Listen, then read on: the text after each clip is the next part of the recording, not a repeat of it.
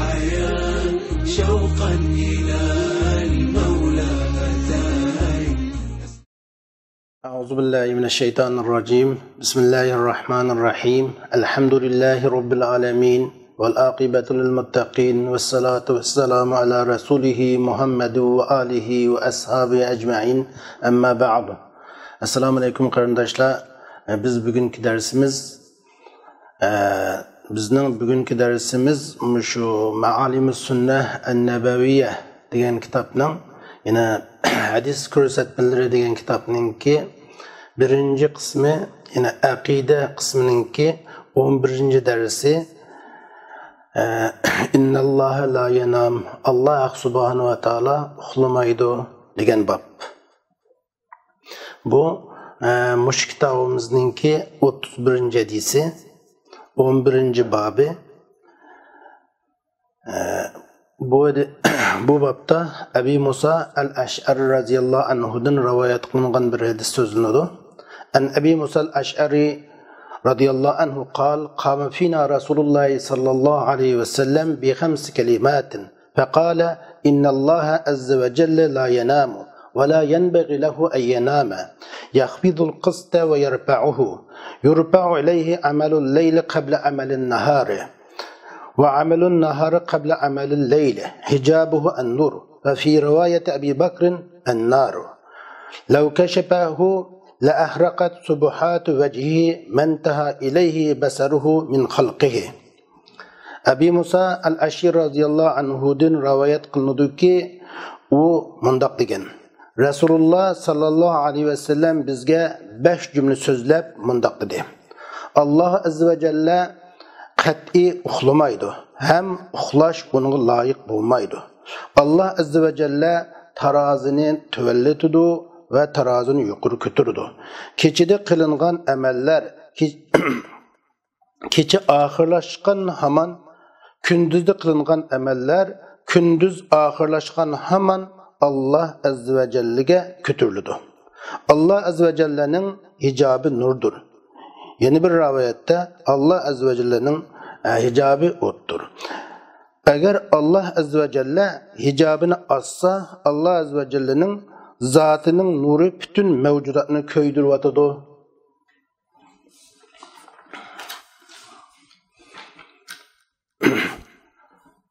Resul sallallahu aleyhi ve sellem bu hadisinin umum mezmunu qaraydigan bolsak, Resul sallallahu aleyhi ve sellem'in sahabelerine arlap nasihat qiladi, ularga pat Allah tabarak ve taolani sahabelerge esletadi. Bir günüsü Resul sallallahu aleyhi ve sellem 5 cümle bilen sahabelerge nasihat qilishni başlap, ularga birinci cümlesinde mundaq dedi: İnnalloha azza ve celle la yanamu ve la yenbaghi lehu en yanam. Allah azza ve celle qat'i uxlamaydi. Uxlash Allah qat'i loyiq emas dedi. Endi uxlash degan, yine uyquga nima degan bo'ladir? Yani uyquga bu iradenin yo'qolishi, ongning yo'qolishi, insonlarning ba'zi a'zolari xizmatdan to'xtashini ko'rsatib turadi. Uyquda insonda hech qanday his tuyg'u tepilmaydi. Demak, uyqu bu bir naqislik sifat, naqislik sifatini bildiradi. Şuna Allah azza ve celle o davamlıq uyuq buludu, Allah'a uxlash loyiq bo'lmaydi. Nimişqa Allah subhanahu wa ta'alaga uxlash loyiq bo'lmaydi? Çünkü uyqu naqislik sifat. Uyqu naqislik sifat bo'lgandan keyin, ya'ni yetersizlik bo'lgan sifat bo'lgandan keyin bu yetersizlikni ifodalaydigan, kamlikni ifodalaydigan, takamulsizlikni ifodalaydigan bu sifatning Allah azza ve celle'de tepilişi loyiq emas, hem tepilişi muhal. Şunlaşqa Allah azze ve celle bu uyku sübtedin, nevm sübtedin pak münezzeh. Bu haqda Allah subhanahu wa ta'ala Kur'an-ı Kerim'de Sure Bakara'nın 255. ayetinde mundaq deydi: Estağfirullah Bismillahirrahmanirrahim. Allahu la ilahe illa huvel hayyul kayyum la ta'khuzuhu sinatu ve la nawm Bir Allah'tan başka hiç kandak ilah yok. O Allah davamlık tirik bütkül kainat işini idare kıptıgıcı. Allah subhanahu wa ta'ala'nın mügü basmaydı, uyku tutmaydı. Yani bu ayet-i kerimde mu Allah subhanahu wa ta'ala'nın uxulmaydıganlığı, uxulashning layık emas ki, hatta uykunun muqaddimasi olan mügümü Allah'a yakınlaşmaydıganlığını hem kırvağılı buludu. Yani Resulullah sallallahu aleyhi ve sellem bu birinci cümlesi bilen bizge Allah subhanahu wa ta'ala'nın uxulmaydıganlığı, uyqa sübtinin Allah'a layık emaskenligini itiqat qilishimizni, bu xil aqidada buluşimizni bizga so'zlab beryapti. İkinci cümlesinde Allah Resul sallallahu aleyhi ve sellem deydi ki: "Yahfizul qista ve yarfa'uhu." Allah tarazini pastlaydi ve onu kötürüdü. Yani Allah subhanahu ve taala her bir mahlukatının rızkını tarlaştırdı ve onu kengaytırdı.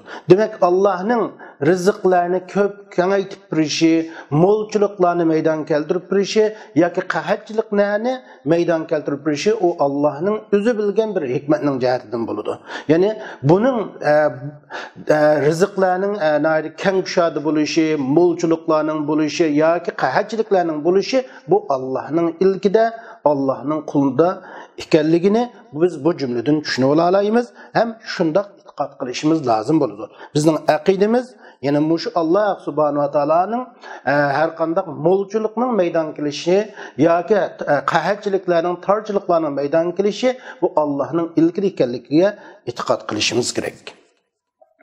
Allah subhanahu wa ta'ala Sura Ali İmran'ның 26. ayetida mundaq deydi: "Malikel mulki tu'til mulk mimmen tasha men tasha ve tunzi'ul mulke mimmen tasha ve tu'izzu men tasha ve tuzillu men tasha biyadikel hayr."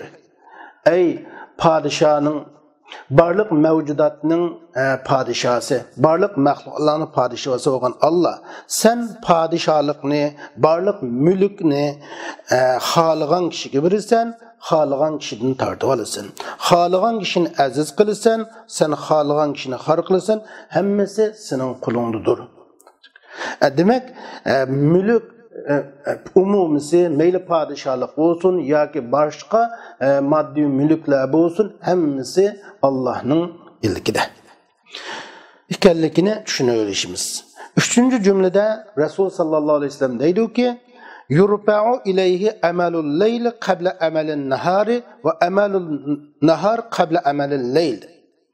Yani kechinde kılıngan emeller keche ahırlaşkan hemen, kündüzde kılıngan emeller, kündüz ahırlaşkan hemen Allah dergahına köterlidir.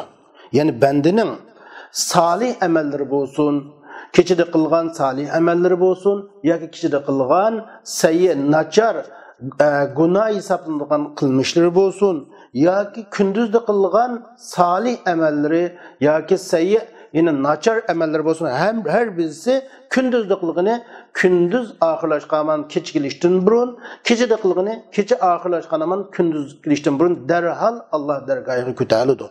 Yani Allah subhanahu wa ta'ala insanın barlık kılgan, yine bizden kılgan barlık emellerimiz Allah'ın dergahı kütürlüp durduğallığı. Bu alaylı saklap bir kiyin Allah dergahı kütürlüp derhal Allah'ın huzuruga emellerimizin kötülüdüğallığı. Şunun için her kanda meyli kişilik emellerimizde bolsun, meyli kündüzdeki emellerimizde bolsun, her minut, her sükunutta kılgan emellerimizde Allah subhanahu wa ta'ala'nın şu emellerimizge nazır kılışımızın Allah subhanahu wa ta'ala muşuk kılgan emelimini kürep durduğu dep itiqat kılışımız lazım ikenligini hem Resulullah bizge bunu düşündürüp duruyordu.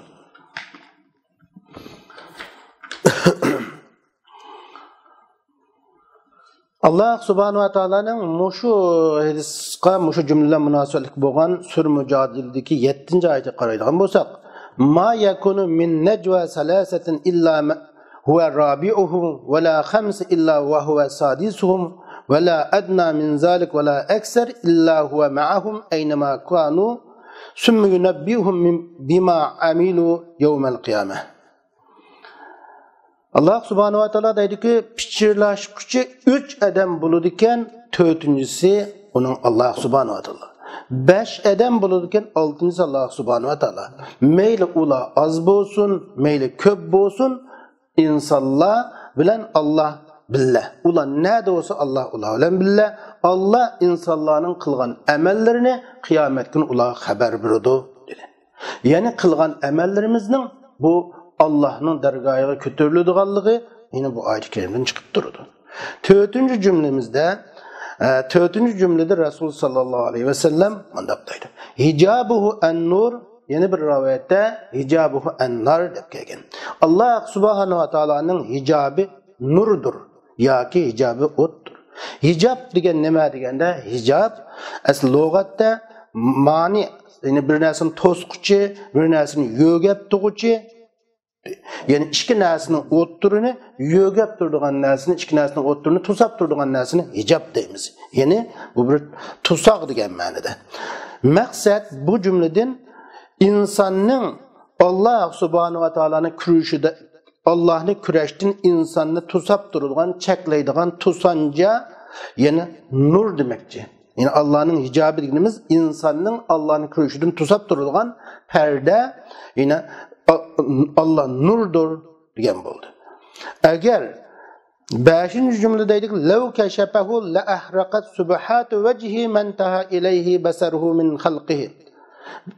Agar Allah subhanahu wa taala şu üzünün nurdan şekillengen hicabını assa, Allah subhanahu wa taala'nın zatının nurları bütün mevcudatını köydürüp ötüdü. Men ta ileyhi basaru min halqini, bütün mevcudatını, hem şeyini Allah'ın zatının nuru onu köydürüp taşlaydı degan.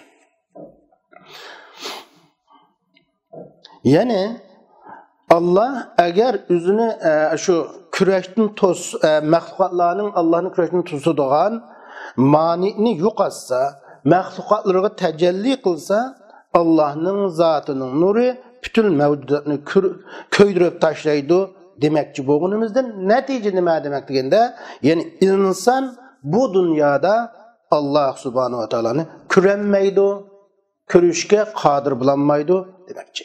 Yani mushkil itiqodda, yani biz insonlar Allah'ni ko'rmay, Allah'ın barlığı ve birligiga ishonamiz. Yani mushkil itiqodda bo'lishimizda Rasululloh bizdan talep qilib bu cümleni sözlügen.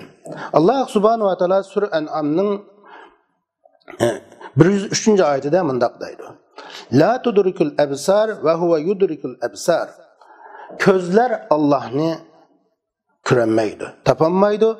Allah közlerini tapadı. Yani insanlar, köz sahipleri Allah subhanahu wa ta'ala'ni göremeydi bu dünyada, ama közlerini Allah insanlarını görüp durdu degan bo'ladi.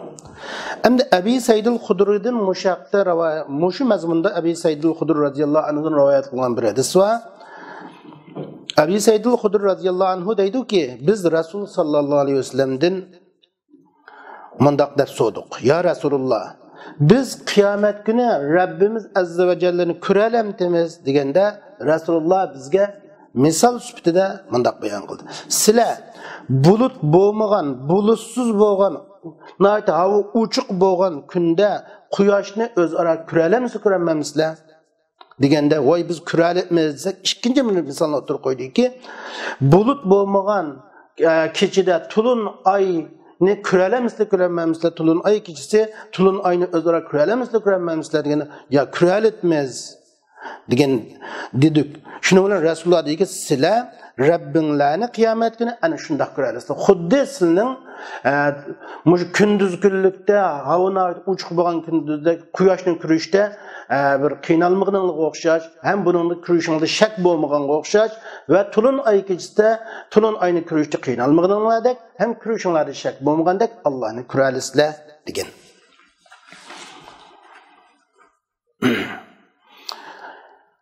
Rasul sallallahu aleyhi ve sellem yani ümmetiga ularning Allah azze ve celle'ni kıyamet günü ko'radiganligini bu hadisda xuddi osmondagi tulun ay ne ko'raliganga o'xshash, bulut yok gündüz günlüklerdeki quyoshni ko'rishda insonlar ko'raligandek ko'ralayotganligini alayda bu hadisda xabar berdi. Yine Masruq radhiyallohu anhudan rivoyat qilingan bir hadisda Masruq radhiyallohu anhu mundaq degan. Men Aisha radhiyallohu anhaga mundaq dedim.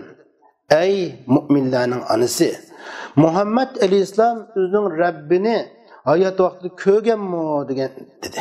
Deb so'radim. Aisha radhiyallohu anha mundaq dedi. Subhanallah. Mushundaq suolni so'ramdi. Mushundaq gapni nima qilamsan? Deb andin keyin Allah tudrikul absar va huwa yudrikul absar va huwa latiful xabir degan bu oyat karimni o'qigan.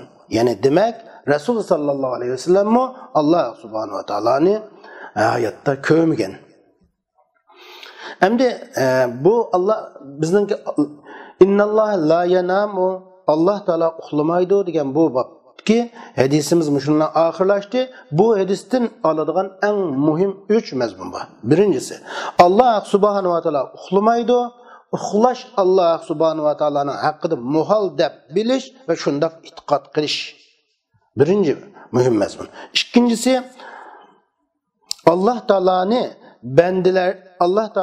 bandilarini har qanday amallarida, yine bandilarning har qanday amallarida insanlar, bandilar Allah'ni yüzüge nazır kılışı, yüzüge kürep durgucu deb, mening mush qilgan amalimni Allah kürep duruvatıdı, bilip duruvatıdı.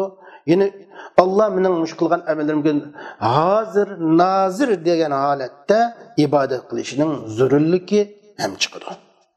Üçüncüsü, insonning Allah'ni dunyoda ko'ranmaydiganligi ham bu hadisdan chiqadi. Dördüncü qilib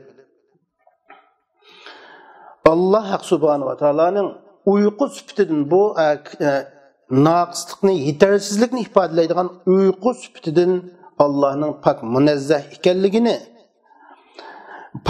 Allah bundan pak munazzah deb e'tiqod qilish va Allah'ni har barliq mahluqotlarning Allah'ni ko'ranmaydiganligini e'tiqod qilish İslam aqidasining qatoridan ekanligini bilaverishimiz bu hadislardan ilingan muhim bir mazmunlar. Bizning bu vaqtdagi hadisimiz shundan oxirlashdi. İnşallah kinki darsimizda ko'rishili va oxir da'vana alhamdulillahi robbil alamin.